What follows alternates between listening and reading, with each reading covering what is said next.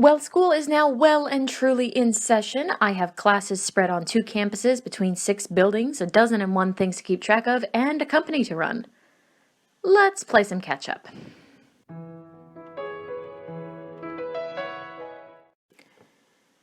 With the school year starting and everything else going on, I thought now would be as good a time as any to play a little catch up, let you all know where I'm at, and do a little plan with me. Hopefully I can manage to keep the entire thing in frame this time, but we'll see how this goes. If any of you saw my back to school special last week, you will know that I started grad school. And part of that is keeping track of everything. Keeping track of timetables is something that I've struggled with. Always have. It's hard enough for me to remember what day of the week it is, let alone where I'm supposed to have class. And this new system in Sweden is completely foreign to me. On the left side, you'll see that I have marked out the weeks, not just by date, but by number. And I'm not starting with week number 1. The Swedish government actually numbers weeks by weeks, as in 52 weeks in the year. Most Swedes can tell you what week their birthday is in. They know, generally speaking, what weeks are in what months, where the holidays are, and where the red days are. It took a little bit of time for me to get used to this system, but now that I actually prefer it. Numbering the weeks is a much easier way for me to keep track of what I need to handle in the immediate future. I'm going to go ahead and space this out into 5 days, plus 1 for the weekends. I'm not really sure what I'm going to have scheduled on the weekends, but I want to have the option open. Because I have struggled with keeping track of timetables before, I actually made my own planner. The Lazy Bujo is still available online, and I'm still using that for my day-to-day planning. But for keeping track of my classes, because they're split across multiple campuses with different lecturers and at different times, I really just needed a reference sheet. Something that I could flip to at a given notice and keep track of everything. And I'm completely failing to keep any of this in frame at the moment, but we'll get to that. Part of the reason why my class schedule is so strange is because this is a highly flexible program. The whole idea is that after these first 8 weeks of classes, which I'm plotting out below, all of my classes are customizable.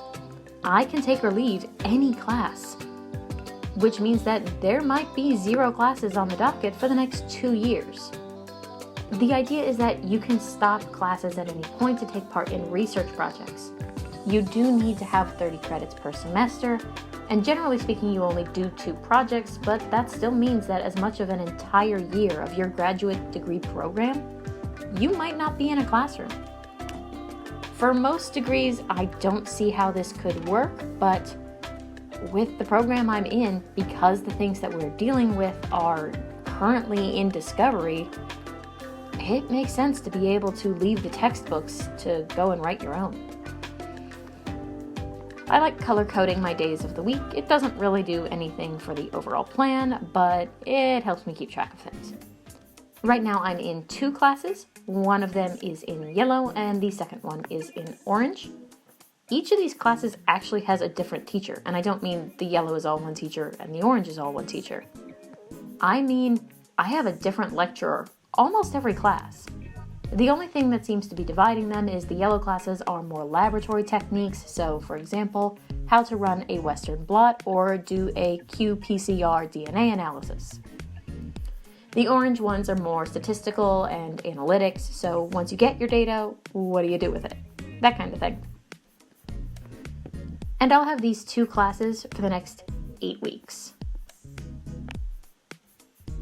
The classes don't really follow any kind of pattern, which is why I have to keep double checking both reference sheets. It gets a little confusing when you don't have a regular schedule, and that's part of why I need the sheet. But hopefully this will help me to stay on top of things.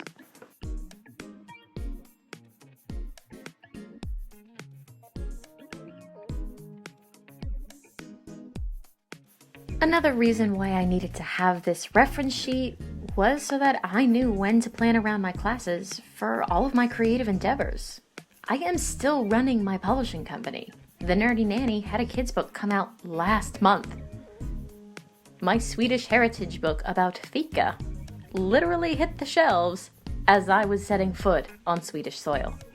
The irony is not lost on me, but planning launch and marketing activities when I needed to worry about my intro and cell lectures got to be a little bit much.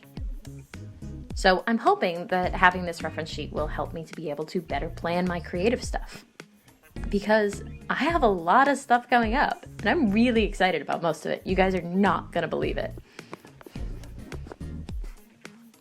If you do want to see more of my stuff and you want to make sure you don't miss out on any videos, make sure you ring that little bell icon, because given my erratic schedule for the next 2 years, I may not be able to post videos on a regular schedule, as evidenced by the fact that this video is at least a day late by the time you see it.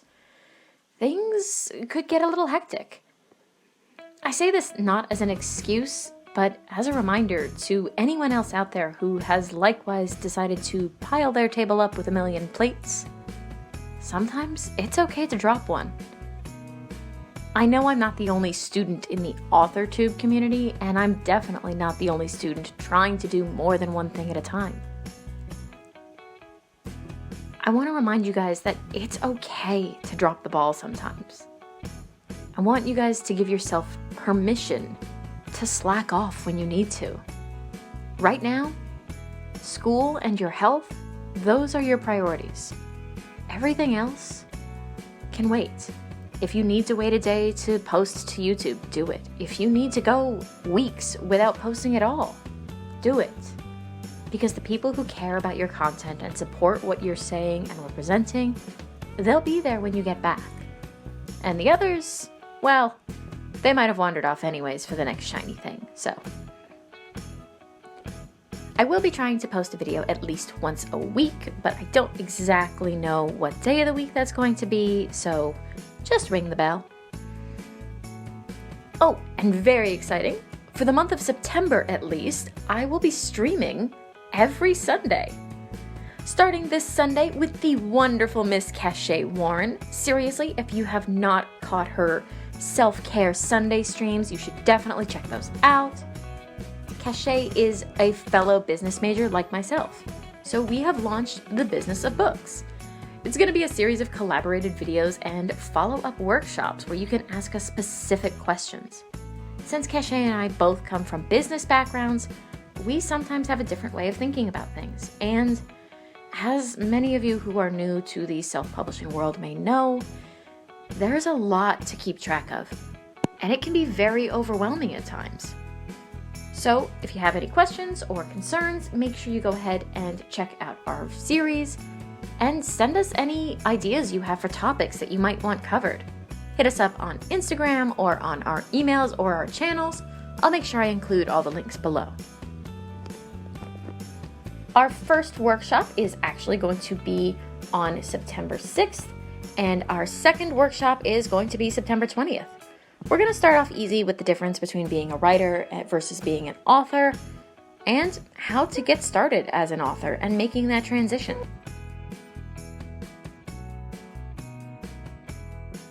If you have ever worked with Cachet before, you will know how ambitious and kind-hearted and amazing she is. She featured the diversity panel on the Evergreen Oasis virtual writing retreat and has worked so hard to bring greater diversity to the AuthorTube platform. If you have ever worked with her before, then you know how passionate she is about transparency, mental health, and diversity. But you may not know that she has a business degree or that she's getting a master's in cybersecurity. So if there's a better person to help you figure out how to get started in this interesting virtual reality that we are now living in and start a business that can actually make it, Cachet is definitely the queen of all things digital and business, and I could not be happier to be working with her. I am also going to be doing a seminar workshop with Stephanie Whitson Wrights on Sunday the 13th. A lot of us are going to school online, and more of us might have kids who are struggling to navigate this new distance learning environment. Stephanie has been a stay-at-home homeschooling mom for a number of years, and as an experienced veteran in the world of teaching students in a home environment, I could not think of someone better to help provide some tricks of the trade for keeping kids on task, happy, and learning. And hopefully avoid parents diving into the wine for breakfast on those tougher days. At the end of the month, I will also be hosting a Preptober self-care stream. NaNoWriMo is coming up faster than we might think, and Preptober is just around the corner. But prepping for your projects also means taking care of yourself. So I'll be hosting a little self-care stream in the morning my time or evening US. I will make sure to link those down below.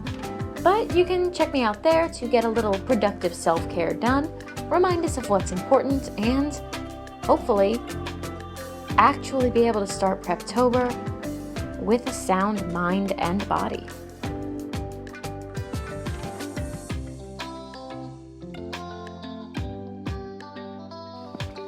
Well, it looks like my timetable is just about done, and I am so happy with how it turned out. Having this easy to flip to reference sheet for the next 8 weeks at least is going to be an absolute lifesaver, especially with all of the projects I have on the horizon. If you haven't checked it out, Fika is available in stores now, as well as my planner, the Lazy Buja. And I hope to catch up with some of you guys soon, either at my workshops with Cachet, drop in on the seminar I have with Stephanie Whitson, or just catch us for a little bit of relaxation and recovery time on our self-care stream on Sunday. I'll make sure to link things down below, and as always, I hope you guys are having an amazing week, that you're preparing for back to school, and that the words are being kind to you. Until next time, do good.